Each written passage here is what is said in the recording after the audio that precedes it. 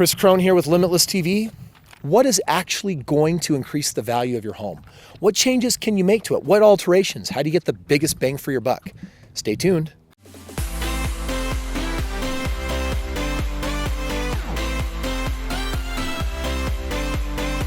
In understanding what improvements actually increase the value of the home, you need to first start by understanding what is a home really going to be defined by anyway in its worth. I mean, people take a look at a house and then they assign a value to it. They don't assign a value to the toilet unless it's gold. They don't assign a value to the kitchen. They don't assign a value to anything. They just give it a number. And that is a great question. What can I do to the home that will actually bump up its value?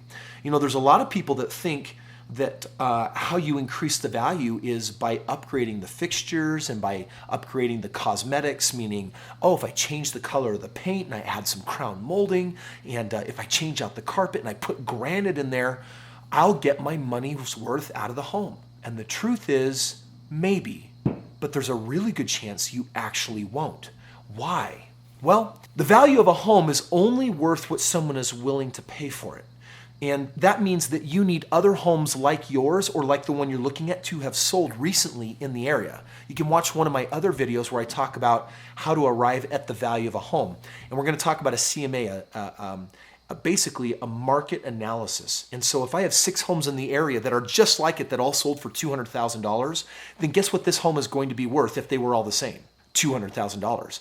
I don't care if you gold leaf the toilet. I don't care if you put down 9-inch marble slab, granite, concrete flooring, feng shui, cool, whatever, include throw in the furniture, because there's no way that house is going to be worth anything other than $200,000. So if you want to go dump 50 grand into that house to bring up its value, the reality is that most of that money, not all, most of it will be wasted. All you can do is increase the perceived value and shrink the time to get the home to sell faster. In other words, if I have a home with dated carpet versus a home with new carpet and they were virtually the same, they will both sell, but one will sell faster. And maybe there's a little bit of a difference in the price. That's what I want to hone on here in a moment, is I want to talk about, all right, so are there things that I even can do then, Kris, to increase the value of the home? And the question is yes, but there's also going to need to be an analysis that we do to get there. First of all, let me just share a couple of things that you can do. When you perform one of these market analyses, most MLSs, the systems that do these across the countries and counties, statewide, all across America, they're going to assign a value to things in the house. One of the things that's kind of funny is they'll assign $1,000 to a bedroom. What that means is that if you were going to go from a 6-bedroom home to a 7-bedroom home, they would adjust the overall price by $1,000. Doesn't seem kind of crazy, only $1,000 for a home? Well, the reality is you don't get a massive price jump in the value of your home until you go from a 2 to a 3-bedroom, or even less, but still some at a 3 to a 4. Going from a 4 to a 5 to a 6 doesn't matter. Going from a 1 to a 2 is massive. Going from a 2 to a 3 is really big. Going from a 3 to a 4 is meaningful. Those things can have a $20,000 or $30,000 price jump even without changing the square footage, just by cutting up the interior. So adding a bedroom when you have 1, 2, or 3 bedrooms is definitely a way that you can increase value. And then the second thing is just understanding any cosmetic upgrades that you put in. All it's going to do is increase the perception and help you fetch closer to a top dollar. And then that brings into mind this crazy component. It's this idea of, wait a second, if I put in $10,000 of upgrades, will I get all $10,000 back out? That's where we're headed next. To bring this all together, you need to understand ARV. Everyone say it, ARV, after repair value. Okay, this is what this looks like. The question is, what upgrade should I do? It's going to depend on your house, the market, but I'll show you how to do a very simple analysis and how to hire a person to put it all together. First of all, after repair value, that's what really depends on this. So let's say that I have a house, and this house has a value of $200,000 if it's in good condition. But right now the house is in bad condition.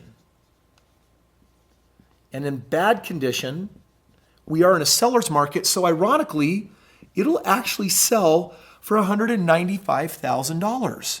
And you think, well, that's amazing, Kris. Why would it do that?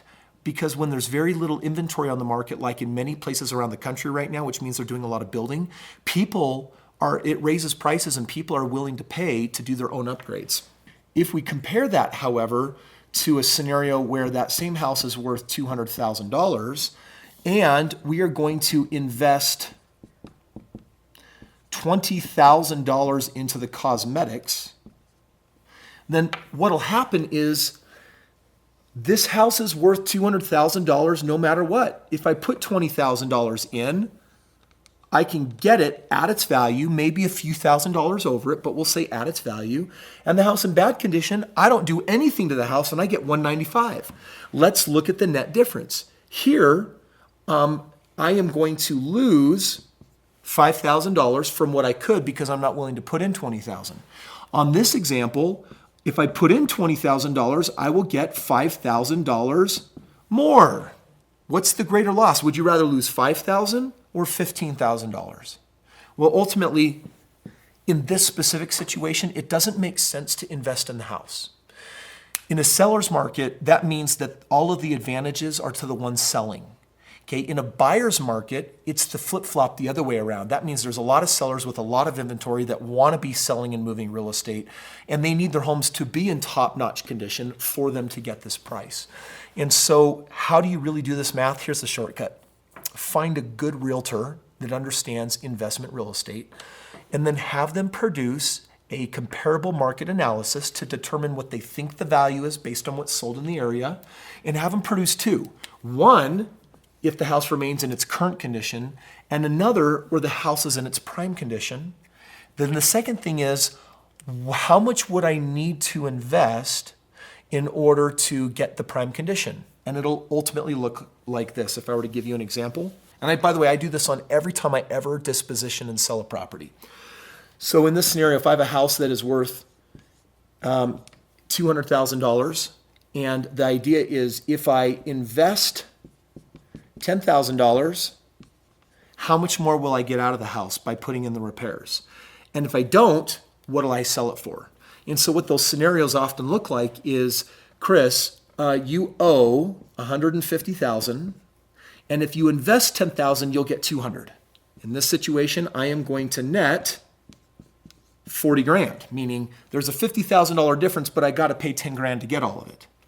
Or I might be in a situation where I owe $150,000 on the same house valued at $200,000, but if I leave the condition and don't do any of the upgrades, I'm only going to be able to sell it for a max of $180,000. These are very real world numbers that I see on a regular basis. In this situation, I'm netting $40,000. In this situation, I don't invest the money in and I net $30,000. So question. Is it worth you coming up with an extra $10,000 in 90 days to make an extra $10,000? What kind of return would you call that? That is a 100% return. I put $10,000 in and I got 10 more grand out. So in this scenario, would it make sense to put more money into the property? Yes, and it's probably going to be cosmetic stuff. Maybe it's that bedroom trick that I told you about, or a bathroom similar trick like that. But this is, there are some houses that I put no money in and I liquidate because by writing a check and fixing it up, I won't get more out of the property. Right now we're in a seller's market in the area where I own a lot of my real estate. So guess what? 9 out of 10 times putting a little bit in will give me I put $1 in and I get $2 out. I've also been in the other side of the market where you put in $1 and you're lucky if you get $1 out. So it depends. Get a realtor, run the numbers, make a choice, and that's how you do it. You should have a better idea now of what will actually create and increase the value of your home. So I invite you to go put it into practice. Kris Krohn here with Limitless TV, and look forward to sharing new videos with you. Just make sure you subscribe.